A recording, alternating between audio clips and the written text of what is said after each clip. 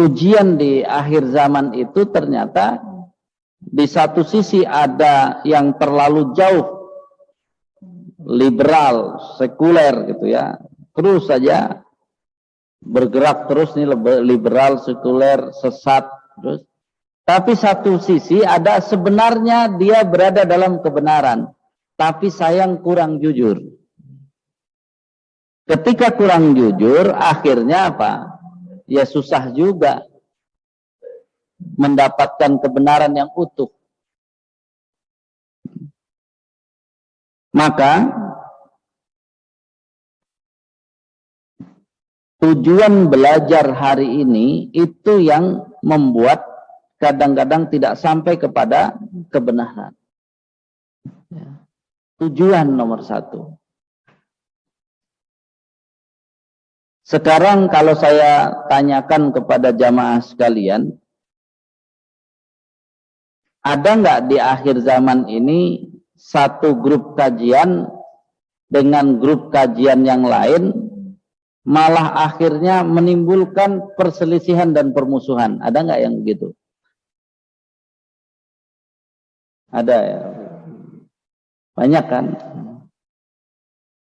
Nomor satu yang harus kita, ya, kalau kita masuk ke majelis yang seperti itu kan yang harus ditanyakan kepada kita, terus niat kita ngaji itu apa? Awalnya kalau ditanya orang niat ngaji pengen menguatkan keimanan atau tidak, Pak?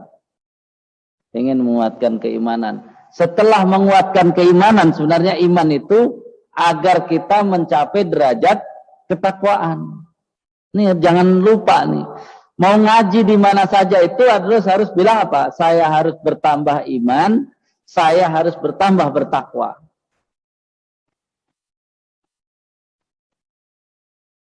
Asalnya kalau benar ngaji di tempat mana saja untuk menambah keimanan, kira-kira akan ribut bermusuhan atau tidak? Innamal mu'minuna ikhwatun. Allah sudah bilang di ayatnya, sesungguhnya orang-orang kalau benar beriman, mereka adalah ikhwatun, bersaudara. Bersaudara. Jadi kalau kita ngaji, kemudian pengennya berantem sama sesama muslim, tujuannya apa? Ngajinya.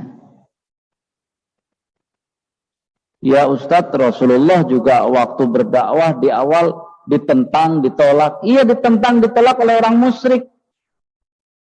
Ditentang, ditolak oleh Yahudi. Ditentang, ditolak oleh Nasrani, bukan ditentang, ditolak oleh sesama muslim.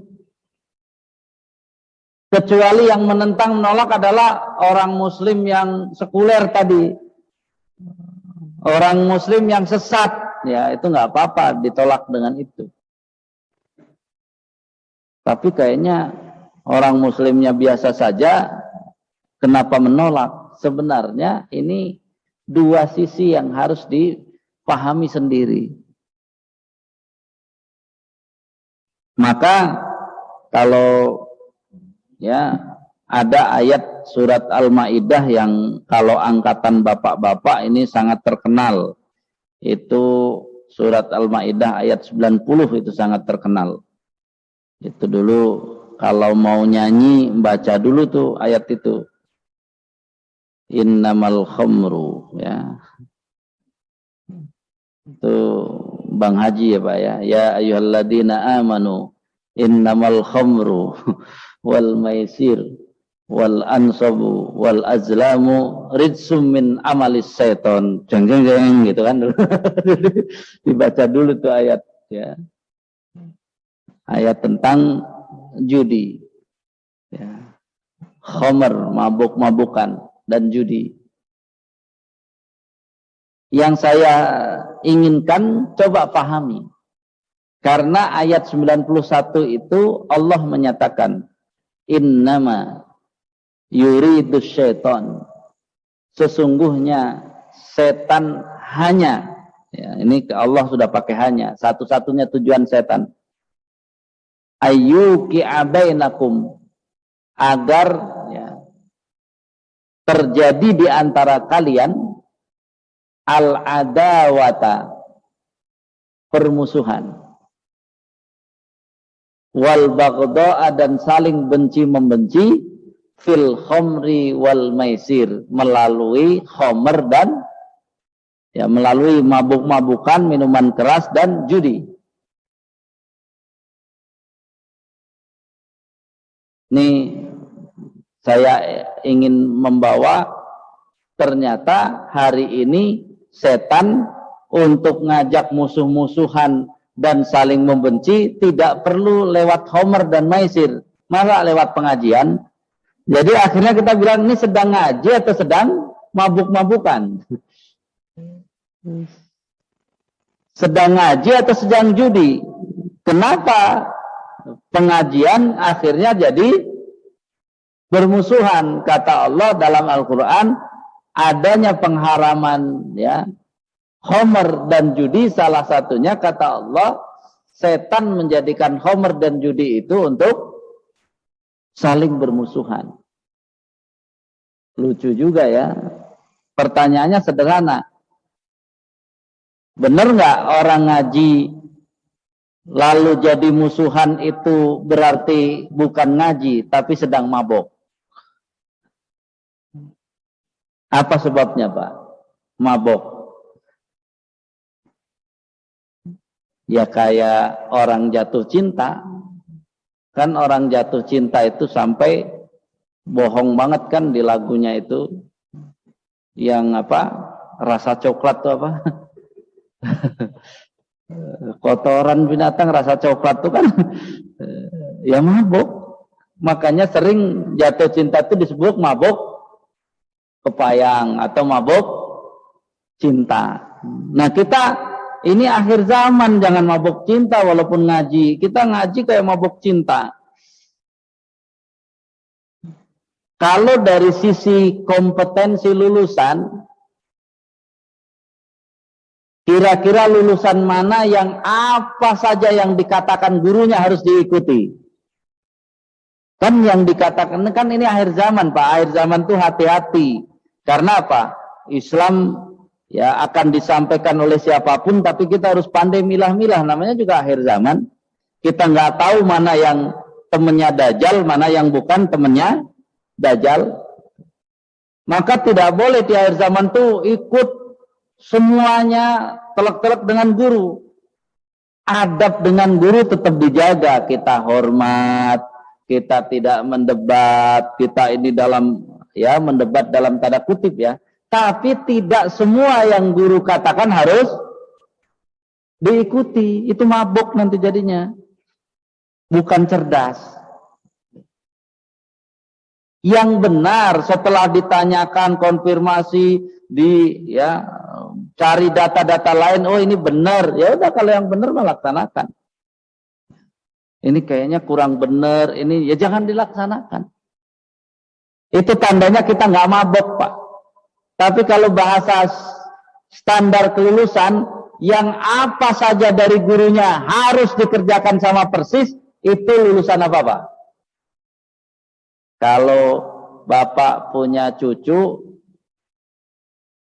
kemudian sekolah TK, kata gurunya, besok bawa bulu ayam tapi nyabut sendiri di ayamnya. Kira-kira cucu Bapak yang TK itu mau nggak dikasih bulu yang dia tidak nyabut sendiri? Nggak bakalan mau. Dia akan mengakui bulu yang tidak nyabut sendiri nggak? Nggak juga. Pokoknya ya kakeknya suruh nangkap ayam, dicabutin aja nggak boleh. Dia yang akan apa? Nyabut. Ini hanya ilustrasi ya Pak ya. Jadi kalau hari ini apa yang dituturkan gurunya harus sama telek-telek tadi tanpa harus dipikirkan, berarti sebenarnya dia kelas apa Pak? Dan kalau nggak sama dengan yang didapati gurunya akan ribut, itu tadi kelas apa namanya? Cuman kelas TK. Kalau SD kelas 4 sampai kelas 6, mau nggak suruh gurunya nangkep ayam terus nyabut bulunya? Nggak mau mungkin dia. Kan tugasnya apa Pak Guru? Bawa bulu kan gitu ya. Harus nyabut di ayam. Dia beli dapat bulu di jalan akan dibawa ke sekolah. Dia akan bisa mempertahankan apa? Kamu nyabut sendiri enggak gitu. Kenapa enggak? Orang ayamnya juga enggak punya, masa nyabut bulu ayam orang? Dimarahin Pak Guru. Ya udah kan, kalau argumennya benar kan sudah Pak. Gurunya mau marah-marah kan enggak mungkin. Kalau gurunya marah-marah, gurunya harus sadar itu yang Bapak ajar bukan TK. Dia cerdas gitu ya. Jadi kalau anak TK suruh bawa jambu merah, metik sendiri, kalau nggak metik sendiri nggak mau. Tapi kalau anak SMA suruh bawa jambu merah, disuruh metik sendiri, dia beli di pasar juga berani. Susah amat, beli aja, ntar pasti tanya. Kalau guru nggak bilang nih metik sendiri atau enggak, diam aja dia. Karena di sini ya, hari ini pelajaran agama itu entah gurunya yang ingin muridnya TK terus, atau memang muridnya yang ya, apa yang dikatakan gurunya cuman model belajarnya dia lulusannya TK terus. Jadi harus sama persis apa saja dari gurunya. Yang beda sama gurunya adalah salah. Bahkan gitu ya, nanti diajari oleh gurunya yang sebenarnya TK juga. Kalau ada anak TK nih, gurunya tidak masuk, kemudian dibilang, gurunya juga nggak bilang, tiba-tiba ada orang datang, saya mau gantikan guru kamu, pada mau nggak anak TK? Susah nggak mau Pak. Maka dia juga kalau mau belajar, lihat dulu, oh kalau bu gurunya, dia akan datang, bu guru nih. Tapi kalau gurunya beda, kalau gurunya bukan dari yang sama, ngaji nggak Pak? Nggak ngaji. Karena apa? Dibilang gurunya takut nanti ke bawah-bawah. Itu takut itu memang muridnya TK, jadi masih takut gitu ya. Padahal ya, pelajaran agama ini jangan ya dibatasi. Yang jelas kita sampaikan kepada ya, yang belajar bahwa akal kita yang ragu-ragu ya, boleh ragu-ragu, tidak boleh tidak sama dengan guru yang ragu-ragu, yang yakin ya kemudian tetap harus bertanya dengan guru lain. Gitu. Biar apa? Kita menempatkan Islam itu pada porsinya. Karena kalau kita lihat ya, tafsir Ibnu Katsir menafsirkan surat Al-Insyirah ya, alam nasyrah laka sadrak, ayat pertama itu di sana nanti ada yang berhubungan dengan syariat Islam. Kata Ibnu Katsir, syariat Islam itu luas, jangan disempitkan, jangan dipersulit, ya. Jangan dijadikan memberatkan, harus sesuai porsinya, ya. Harus sesuai porsinya. Yakni apa? Tetap dia maknanya sangat luas. Yaqulu ta'ala alam nashrah laka sadrak, yakni amasarahna laka sadraka ay nawwarnahu wa ja'alnahu fasihan ya rahiban wasi'an. Jadi begitu.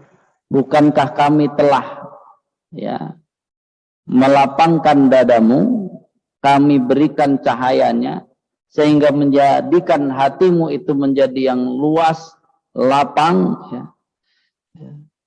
Kemudian gampang menerima. Kaqaulihi faman yuridillahu ayyahdiyahu yasrah sadrahu lil Islam.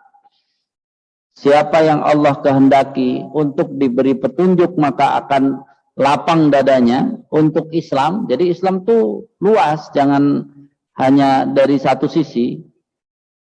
Wa kama, dilanjutkan, wa kama syarahallahu sadrahu, sebagaimana Allah meluaskan, melapangkan dadanya, kadzalika ja'ala syar'ahu fasihan wasi'an samhan sahlan la haraja fihi wala isran wala dayiqa.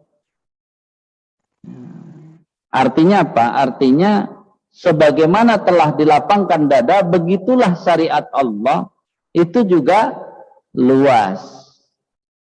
Ada toleransi kalau beda pendapat. Samhan, sahlan, mudah. La haraja fihi, tidak ada ya yang sangat berat, wala isron, tidak membebani yang cukup berat, wala dayiqan, wala diqa, dan juga tidak ada kesempitan. Jangan disempitkan. Kalau ternyata dalam Islam ada 4 pendapat, ya biarkan dia luas 4 pendapat. Jangan 4 pendapat dijadikan 1 saja.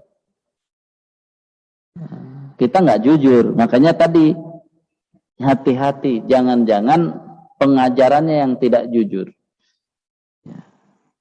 Karena apa? Kalau pendapat lebih dari 1, dia mengambil dia benar, orang lain mengambil yang beda tetap benar juga kalau perbedaannya sesuai dengan ilmunya. Saya sering memberikan ilustrasi begini. Kalau kita punya anak hari ini, kemudian anak kita S1 sampai S3 di bidang hadis. Lalu dia teliti hadis. Dari hadis-hadis itu dia simpulkan hukum. Pertanyaan saya, saat kesimpulan hukum dalam agama dia dapatkan, kira-kira ulama sebelumnya ada nggak yang sudah menetapkan seperti hukum itu? Ini akhir zaman, Pak. Pasti ada. Kan kita bukan mengawali. Kita di akhir. Kita ini jangan, makanya saya ingat betul pesan Pak Nasir itu, jam berapa sekarang. Jadi harus sadar diri. Bukan kayak baru nemu hadis baru, kemudian hukumnya baru. Cek lagi deh. Pasti ada ulama-ulama terdahulu yang sudah menetapkan hukum itu. Sehingga yang didapat walaupun dari 100 hadis, kemudian menyatakan hukum, cuman menyamakan dengan ulama sebelumnya. Tapi baru salah satu, belum seluruh ulama. Jadi jangan dipersempit. Oh, saya sudah cek hadisnya, berarti maknanya itu menurut dia maknanya seperti itu. Tapi kan lihat, ada nggak ulama yang disebut ahli gitu ya, punya pendapat yang berbeda. Itu harus dipahami. Sederhananya gitu ya. Sederhananya. Kan sering ya seorang dai tidak jujur gitu ya. Dengan kalimat apa? Ini Rasulullah yang menyampaikan. Benar Rasulullah menyampaikan. Tapi Rasulullah menyampaikan ke kita langsung atau melalui kitab ulama. Kan kalau kita dengar kajian kadang-kadang kan kayak dia dengar langsung dari Rasulullah terus menyampaikan ke kita, itu masalah juga jadinya, Pak. Kok kayak dia kayaknya langsung yang dengar dari Rasulullah. Padahal kan apa? Dia kan mengambil hadis kiamatnya akhir zaman dari kitab Sahih Bukhari, bukan langsung dari Rasulullah. Maka berarti apa? Tidak ada masalah dengan ulama-ulama sebelumnya harusnya kalau dia paham bahwa apa? Dia juga dapat hadis dari ulama, bukan langsung dari Rasulullah. Tiba-tiba dia kajian, nih menurut Rasulullah. Dari mana menurut Rasulullah? Memang udah ketemu langsung sama Rasulullah? Betul, Pak.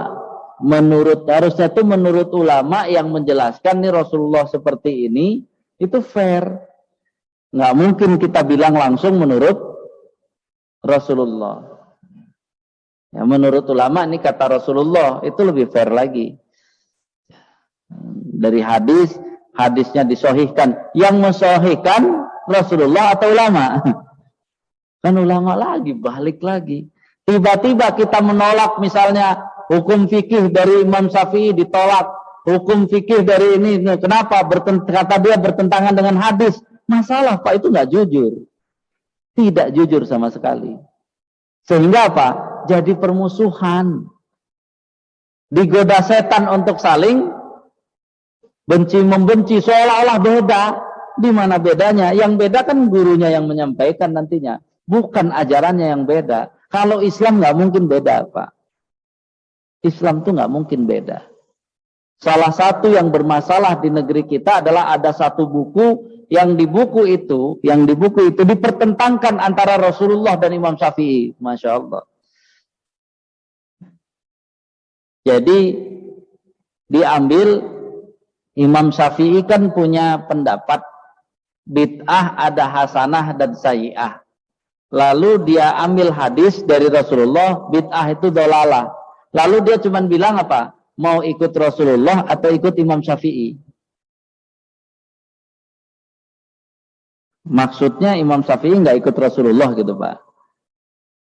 Kan kalau di pertentangan kita seolah-olah Imam Syafi'i tidak ikut Rasulullah. Bagaimana Pak kalau nanti Imam Syafi'i nuntut? Amal yang mana yang mau dijadikan untuk bayar? Kan kalau didolimi di akhirat itu akan dituntut Pak kedoliman itu. Karena apa? Ada hadis diadu antara binatang yang bertanduk dengan binatang yang tidak bertanduk, maka ketika menjelaskan tentang akhirat nanti pas di akhirat diganti, diadu lagi yang tidak bertanduk jadi bertanduk, yang bertanduk jadi tidak bertanduk, biar adil disamakan. Berarti ucapan-ucapan kita yang tidak hati-hati menyerang ulama-ulama, yang tidak hati-hati menyalahkan ulama-ulama, ulamanya sudah nggak ada. Berapa banyak dai-dai merendahkan Imam Ghazali dan sebagainya. Nanti di akhirat Imam Ghazali nuntut Pak. Terus amal yang mana yang mau membayar? Tuduhan. Kan nuduh Pak, orangnya udah nggak ada lagi, nuduh. Imam ini kan mengakui dia nggak ngerti hadis, kan? Apakah kalau saat ini ada Imam Syafi'i di kita, terus ditanya, apakah Anda ngerti hadis? Enggak, pasti merendah. Kata-kata enggak itu belum tentu apa? Belum tentu tidak tahu Pak. Enggaknya ulama dulu itu pasti lebih hebat dari kita. Bilang enggak itu maksudnya apa? Dia kan nggak mau menonjolkan semuanya. Kalau hari ini Bapak punya guru, lalu Bapak bilang, gurunya ini mendalam ilmunya. Enggak Pak, akhir zaman itu jarang yang mendalam. Karena dia sudah apa? Sudah tinggal ngikut saja ulama sebelumnya. Walaupun ada ulama paling mendalam, tetap saja Pak ilmunya tidak akan luas. Kenapa? Ya karena kan kita ilmu satu dibagi-bagi seluruh ya alam raya ini. Perbandingannya aja kemana? Kalau perbandingannya ke muridnya ya dia lebih luas, lebih dalam. Tapi kalau perbandingannya ke atas, itu menjadi berbeda Kak. Berbandingannya ke atas ya pasti lebih rendah.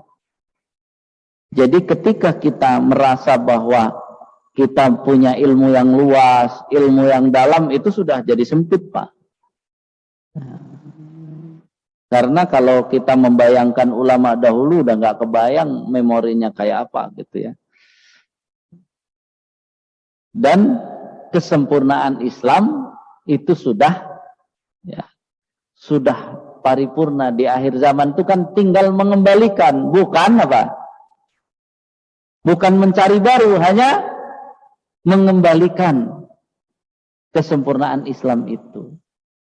Maka untuk mencapai kebenaran di akhir zaman ini ternyata apa Pak? Kita harus memahami secara jujur. Saya sering menyebut, oh itu hadisnya, hadis sahih Pak Ustadz, ya saya kerjakan sesuai hadis sahih, boleh nggak? Boleh. Yang nggak boleh apa? Bapak nyalahkan yang berbeda dengan hadis yang bawa pegang. Karena ketika bawa menyalahkan tapi ternyata orang pakai hadis yang lain atau pakai pendapat ulama, Bapak masalah. Karena apa? Kan memahami hadis sesuai isinya saja itu dibolehkan, dan itu nanti dalam ilmu fikih sudah ada Daud Ad-Dhahiri, ada sebagian Imam Ahmad Ibnu Hambal. Jadi kalau orang sekarang mengumpulkan hadis sahih terus diambil pelajaran, diikuti pelajarannya sesuai hadis sahih, ya mungkin ada beda dengan pendapat ulama-ulama fikih, boleh nggak? Boleh saja, asal jangan ngaku inilah yang dari Rasulullah, yang lain bukan. Karena apa? Dia baru ikut salah satu madhab. Kalau dia bilang tidak bermadhab pun itu namanya madhab, Pak. Madhab tidak bermadhab. Tapi madhab tidak bermadhab itu kalau ditarik adalah mengikuti madhab Daud Ad-Dhahiri dan sebagian dari mengikuti Imam Ahmad Ibnu Hambal yang memaknai hadis sesuai dohirnya. Jadi Islamnya yang versi pelajaran Imam Malik, versi pelajaran Imam Syafi'i, versi pelajaran Abu Hanifah dia nggak paham. Akhirnya nanti ketemu yang berbeda, berantem Pak. Karena bukan Islamnya, dianya yang mempersempit area Islam itu. Ada 4 pendapat, dia bilang 1 karena dia mengambil nih sesuai hadisnya 1, jadi 4 jadi 1, kan tidak jujur. Makanya penting sekali merenungi tentang kejujuran. Kita nggak tahu, bilang nggak tahu. Kita ya baru tahu 1, bilang tahu 1. Begitu diajak, kalau gitu yang sana salah, yang nggak tahu, saya kan belajar 1, yang sana belum belajar. Maka di akhir zaman itu banyak yang tidak jujur, baru ngaji ya 10 kali udah jadi guru dia, ya dia marahi tetangganya, dia itu kan namanya jadi guru, padahal baru 10 kali pertemuan. Harusnya dia sadar, jujur dong, kamu murid bukan guru. Ketika nyampaikan kepada tetangga, kemudian tetangganya jawab, jangan marah. Oh, kamu nggak mau ikut hadis, ya kan itu jadinya. Jadi ini PR, bahwa karena menghadapi akhir zaman yang seperti ini, maka kita harus benar-benar memahami Islam ini secara luas. Kita berpegang kepada yang kita paham, tapi jangan buru-buru menyalahkan yang kita tidak paham, karena itu juga tidak penting juga menyalahkan. Karena nanti kalau bab kita setelahnya itu adalah merasa diawasi oleh Allah, salah satunya yang dipakai adalah kejujuran. Kalau kita jujur, makanya hadisnya menjadi apa? Alaikum bisidqi fa inna sidqa yahdi ilal birri fa innal birra yahdi ilal jannah. Kalau kita benar jujurnya Pak, maka kita bisa masuk surga dengan kejujuran itu. Ya. Dan kalau kita jujur, kemudian memahami kapasitas, tenang Pak, kita masuk masjid, masuk kajian, masuk aja. Kan kita udah tahu, yang saya paham, saya ambil, tetap saya akan tanyakan kepada orang yang saya anggap tahu. Yang saya tidak paham, saya tidak buru-buru menyalahkan, karena saya juga tidak tahu. Gitu ya. Enak saja sebenarnya. Makanya ya pelajaran as-sidqu ini nanti yang bertentangan hanya al-kidbu. Kalau sudah dusta. Nanti kategorinya itu Pak, kalau pendapat ada 4 bilang 1 kan takut dibilang dusta kita Pak. Satu sisi tidak jujur, tapi jatuhnya jadi dusta terhadap Islam. Belum lagi dia bilang apa? Ini menurut Rasulullah. Ya. Menurut ulama, kata Rasulullah atau menurut Rasulullah. Kan kalau bahasa menurut Rasulullah itu cocok kalau apa? Kata ya, Umar bin Khattab, menurut Rasulullah begini. Ya benar, karena dia langsung dengar dari Rasulullah. Ustadz, kalau gitu kita menganggap hadis ini enggak dari Rasulullah. Hadis dari Rasulullah. Hadis dari Rasulullah. Tapi maksud seperti apa kan kita tidak langsung dapat dari Rasulullah. Kita dapat keterangan dari ulama. Kita dapat keterangan dari ulama. Jangan sampai seorang ustadz mengambil hadis, dia mengabaikan keterangan ulama lain, apalagi ulama-ulama sebelumnya, karena dia merasa dia belajar ilmu hadis, seolah-olah dia, ya ini yang dari Rasulullah langsung, yang ini. Ya kita kan dia. Betul itu dari Rasulullah langsung, tapi memahaminya apakah sesempit itu? Tentu itu dengan ilmu lagi. Makanya kita jangan mabuk tadi. Ittiba Rasul itu saja dibagi dua. Ittiba dengan cara mengikuti 5 hukum, ya, haram, ya, halal, ya, mubah, sunnah, makruh, mubah. Itu mayoritas ulama mengatakan itu. Ittiba Rasul adalah dengan mengikuti hukum itu. Padahal nanti bilang Rasul juga tidak meletakkan dasar hukum 5 itu. Kemudian ada ittiba Rasul, artinya melakukan sama persis dengan Rasul. Itu adalah pengertian dari Ibnu Taimiyah. Fi'lama mislama fa'alan nabi. Itu Ibnu Taimiyah. Jadi harus diakui ittiba Rasul itu ada 2. Ada yang mencoba mengikuti sama persis, ada yang mengikuti secara hukum-hukum fikih. Itu sudah terjadi, ulama menyampaikannya, kita nggak bisa protes. Ya, jadi ittiba itu bukan hanya satu sisi. Kalau ada orang, oh saya ittiba Rasul adalah meniru sama persis dengan Rasul, berarti Bapak sedang mengikuti pendapat Ibnu Taimiyah. Jadi jangan bilang itu langsung mengikuti Rasul saja, itu pendapat Ibnu Taimiyah. Sedangkan yang saya tidak langsung sama persis, tapi mengikuti hukum fikih, itu berarti mengikuti ulama-ulama yang lain selain Ibnu Taimiyah. Jadi ini ya dasar kebenaran, fahamilah. Yang paling penting, mari kita belajar Islam ini yang sudah kita fahami, karena nanti ada tinjauan ilmu dari takwa itu.